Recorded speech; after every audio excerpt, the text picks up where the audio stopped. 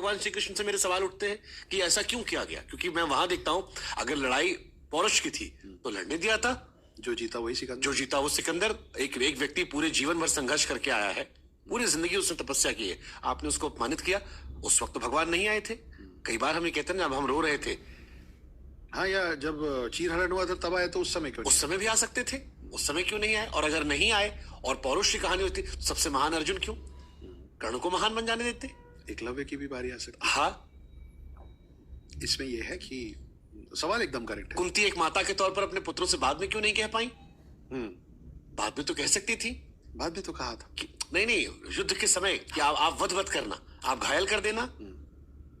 मैं कर्ण को लेकर बड़ा उपेक्षित महसूस करता हूं। मुझे लगता है कि हर वो समाज के दबे हुए वर्ग की आवाज है जिससे उपेक्षा की गई है। वो दर्द जो शुरुआत में आप बता रहे थे, वो दर्द मुझे कर्ण की कहानी में भी लगता है। सवाल एकदम करेक्ट है, पर इसमें आपने जो भी बोला मैं आपको एक नए पर्सपेक्टिव दिखाता हूँ, छोटी छोटी कहानियों के माध्यम से। ये जो आपने बोला कि फिर कृष्ण ने धोखे से क्यों मारा, ये कृष्ण जी ने धोखे से क्यों मारा, उसकी कहानी, मतलब कर्ण को धोखे से क्यों मारा, उसकी कहानी जाती है रामायण में, जहां से हम अभी हो क्या रहे।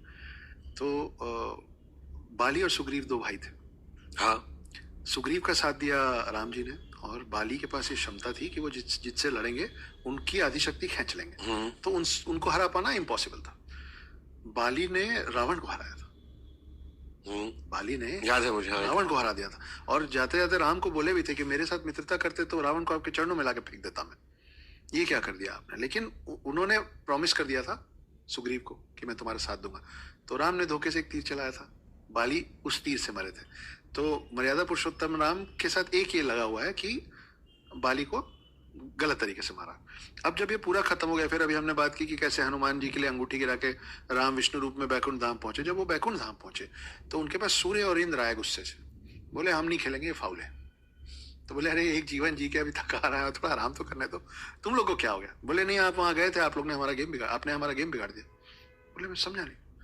तब उनको पता चला कि सूर्य के प्लेयर थे सुग्रीव और इंद्र के प्लेयर थे बाली, और इंद्र का जीतना जरूर कंफर्म था क्योंकि बाली हार नहीं सकता था, और सुग्रीव का हारना कंफर्म था जिसके कारण सूर्य हार जाते।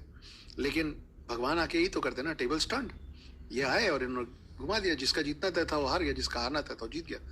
तब विष्णु जी को समझ में आया कि यार वो रावण वाला बड़ा खेल करते करते यहाँ इन लोग का गेम सही में बिगाड़ दिया। तो अपने को जो लगता है ना अपन लाइफ में बहुत कुछ कर रहे हैं, अपन किसी और के हाथ में वीडियो गेम है, गेम अलग चल रहा है, हम बस मोहरे हैं।